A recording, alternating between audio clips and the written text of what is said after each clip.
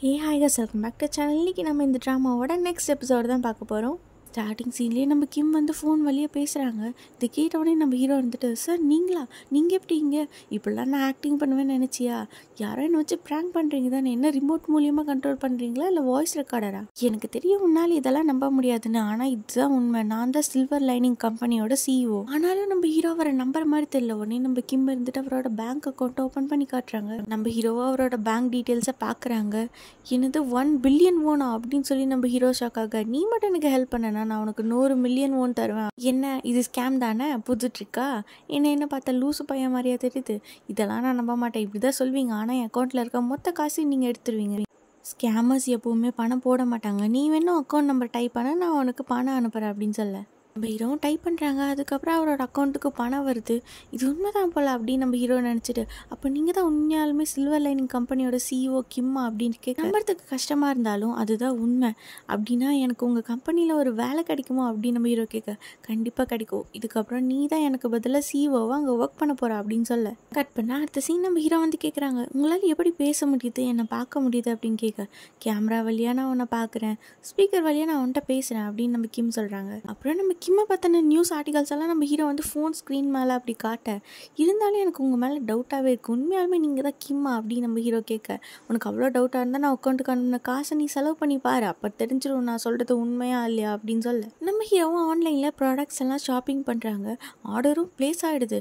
அதுக்கப்புறம் தான் அவருக்கு புரியுது, அப்போ நம்ம அக்கௌண்ட்டுக்கு வந்து உண்மையான காசு தான் போலையே அப்படின்னு சொல்லிட்டு வெளில வந்து சந்தோஷத்தில் துள்ளி குதிக்கிறாங்க.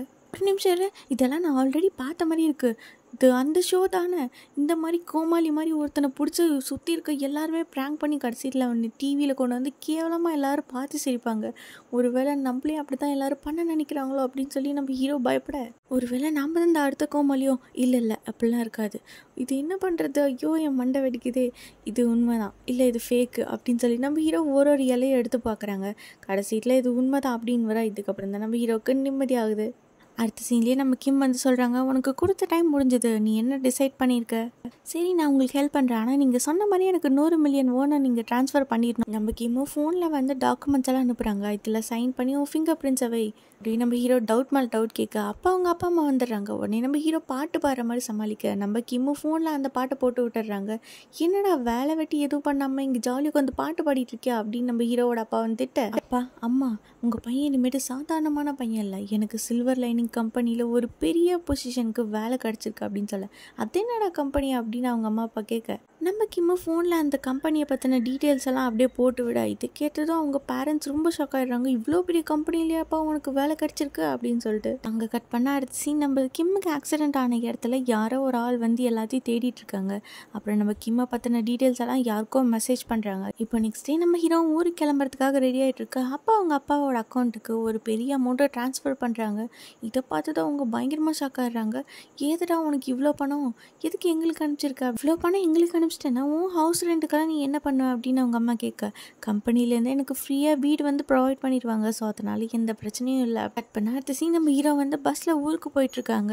என்னையெல்லாம் சிஓன்னு சொன்னால் யாராச்சும் நம்புவாங்களா அப்படின்னு நம்ம ஹீரோ வந்து கிம் கிட்ட கேட்க, கண்டிப்பாக ஒன்று யாரும் நம்ப மாட்டாங்க, ஆனால் நான் தான் ஒன்று அப்பாயிண்ட் பண்ணியிருக்கேன், என் அக்கௌண்ட்லேருந்து எல்லாத்துக்கும் மெயில் அனுப்பிச்சிட்டேன், அதனால கண்டிப்பாக எல்லோரும் ஒன்று ஏற்றுக்குவாங்க, நீ எதுவும் பண்ண வேண்டாம், என்னோட இன்ஸ்ட்ரக்ஷன்ஸை மட்டும் நீ ஃபாலோ பண்ணால் போதும். அடுத்த சீன்லேயே நம்ம ஹீரோ இருந்துட்டு எக்ஸ்பென்சிவான ஒரு கடைக்கு ஷாப்பிங் பண்ண போயிருக்காங்க. அங்கே இருக்க விலையெல்லாம் பார்த்துட்டு, இவ்வளோ விலைக்கெல்லாம் என்னால் வாங்க முடியாதுப்பா, நான் ஆன்லைனில் டிஸ்கவுண்ட்டில் தான் வாங்குவேன் அப்படின்னு நம்ம ஹீரோ சொல்லிட்டுருக்கேன். ஆஃபரில் வாங்கின ட்ரெஸ்ஸை போட்டுட்டு நீ சிஓவோ ஆஃபீஸ் போக போறியா, ஐயோ உன்னையெல்லாம் வச்சுட்டு நான் என்ன பண்ண போகிறனோ, என்னோடய கார்டு யூஸ் பண்ணி ஒழுங்காக நீ பர்ச்சேஸ் பண்ணுற, இருக்கிறதுலே காஸ்ட்லியான எக்ஸ்பென்சிவான ட்ரெஸ்ஸாக இருக்கணும் அப்படின்னு சொல்ல, நம்ம ஹீரோவும் அந்த கடையில் இருக்க எல்லா எக்ஸ்பென்சிவான ட்ரெஸ்ஸும் போட்டு பார்த்துட்டு, இது நல்லா இருக்கா, இல்லை இந்த ரேட் கொஞ்சம் கம்மியாக இருக்குது, இன்னும் இருக்கிறதுலே காஸ்ட்லியாக காட்டுங்களா அப்படின்னு இருக்கு, வேணுங்கிற ட்ரெஸ்ஸு மற்ற ஆக்சசரிஸ்னு எல்லாத்தையுமே பர்ச்சேஸ் பண்ணி முடிச்சுட்டு அவங்க ஹோட்டல் ரூமுக்கு வந்துடுறாங்க. இந்த மாதிரியான ஹோட்டல்லாம் நான் என் கனவுல படத்தில் மட்டும்தான் பார்த்துருக்கேன், ஆனால் இப்போ நிஜமாக நான் உள்ளே இருக்கேன் அப்படின்னு சொல்லி நம்ம ஹீரோ ஜாலியாக என்ஜாய் பண்ணுறாங்க. இஷ்டத்துக்கு சாப்பிட்றாங்க, ஜாலியாக குளிக்கிறாங்க.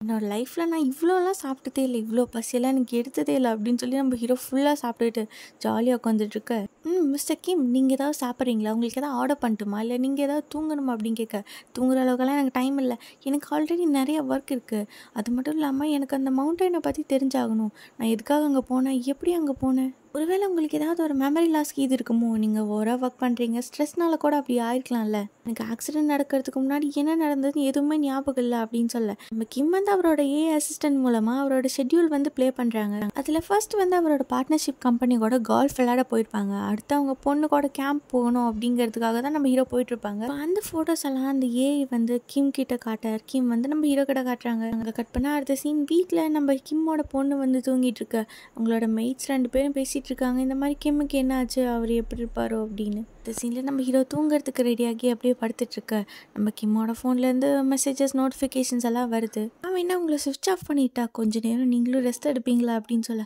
என்னது சுவிட்ச் ஆஃப் பண்ண போறியா, ஒருவேளை நான் திரும்ப வரலனா என்ன பண்ணுறது, அந்த மாதிரிக்கு இது ஏதாவது பண்ணிடாத, நான் ஒன்று கிஞ்சி கேட்குறேன் அப்படின்னு சொல்ல நம்ம ஹீரோவும் அவரை சார்ஜ் போட்டு விட்டு அப்படியே தூங்கிடுறாங்க.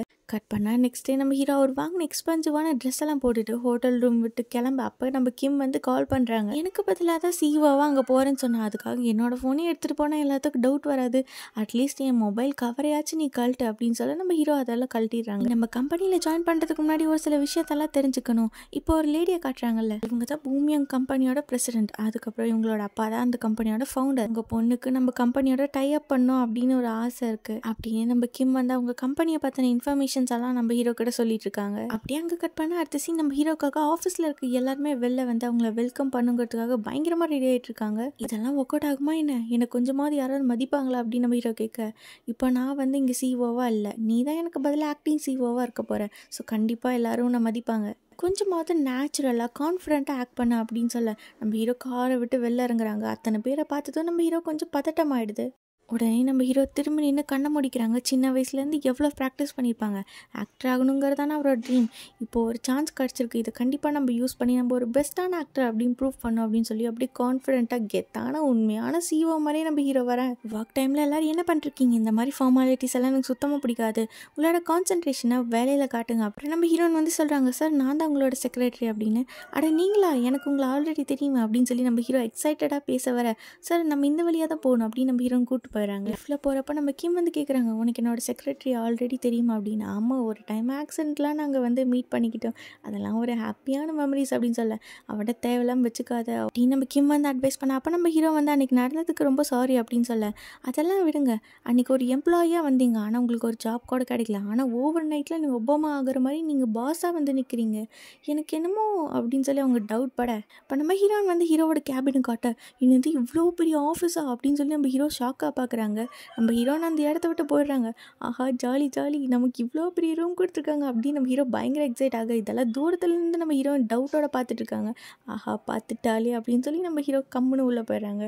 அடுத்த சீனில் நம்ம டேரக்டர் வந்து ஹீரோ கிட்ட சொல்கிறாங்க, அன்றைக்கி நீங்கள் இன்டர்வியூக்காக வந்தப்போ நார்மலாக கேஷுவலாக ரொம்ப சிம்பிளாக இருந்தீங்க, ஆனால் இன்றைக்கி ஆளே பயங்கரமாக டிஃப்ரெண்ட்டாக இருக்கீங்க, எனக்கு புரிஞ்சு போச்சு, இந்த கம்பெனியில் நீங்கள் சிஓவாக ஜாயின் பண்ணுறதுக்கு முன்னாடி ஸ்பை பண்ணோம் அப்படின்னு சொல்லி கேஷுவலாக இன்டர்வியூ வந்த மாதிரி தானே வந்தீங்க அப்படின்னு சொல்லி அவரே அதை ஒரு காமெடி நெஞ்சு சிரிச்சுக்கிறாரு. நம்ம ஹீரோக்கா என்ன சொல்கிறேன்னு தெரியாமல் அவர் சொல்கிற கதைக்கெல்லாம் தலையாட்டுறாங்க. ஆமாம், உங்களுக்கு எப்படி எங்களோட கிம்மை தெரியும் அப்படின்னு சொல்ல, நம்ம ஹீரோ ஃபோனில் தானே அவர் கூட பேசுகிறாங்க, உடனே ஃபோனை வச்சு அவர் ஏதோ கதை சொல்ல ட்ரை பண்ண, அவருக்கு ஒன்றுமே புரியல. அதாவது நான் என்ன சொல்ல வந்தேன்னா, நாங்கள் ஃபர்ஸ்ட்டு ஃபோன் மூலமாக தான் கனெக்ட் ஆனோம், ஃபோனில் தான் பேசணும் அப்படின்னு நம்ம ஹீரோ சொல்கிறாங்க. சரி, இப்போ இருக்க செக்ரட்டரி என்ன பண்ணலான் இருக்கீங்க அப்படின்னு அந்த டேரக்டர் கேட்க நம்ம ஹீரோக்கு ஒன்றும் புரியல. அடுத்த சீனில் நம்ம ஹீரோ வந்து பாத்ரூமில் போய் நம்ம கிம் கிட்ட கேட்குறாங்க, புதுசாக ஜாயின் ஆகிற சிஓஸ் எப்போவுமே அவங்களோட பழைய செக்ரட்டரி கூட தான் இருப்பாங்க, அதுதான் உங்களுக்கு கம்ஃபர்டபுளாக இருக்கும், நீ வேணால் இவ்வளோ மாற்றிடு அப்படின்னு சொல்ல, இல்லை எனக்கு இந்த செக்ரட்டரி ஓகே தான், நீ அவளை அண்டர் எஸ்டிமேட் பண்ணிடாத, அவள் ரொம்ப ஸ்மார்ட்டான பொண்ணு, அது மட்டும் இல்லாமல் இந்த கம்பெனிலே நான் நம்புகிற ஒரே ஆள் அவள் தான், ஏதாச்சும் கொஞ்சம் சொதப்பினாலும் அவள் ஈஸியாக கண்டுபிடிச்சிருவா அப்படின்னு நம்ம கிம் சொல்லிட்டு இருக்காங்க.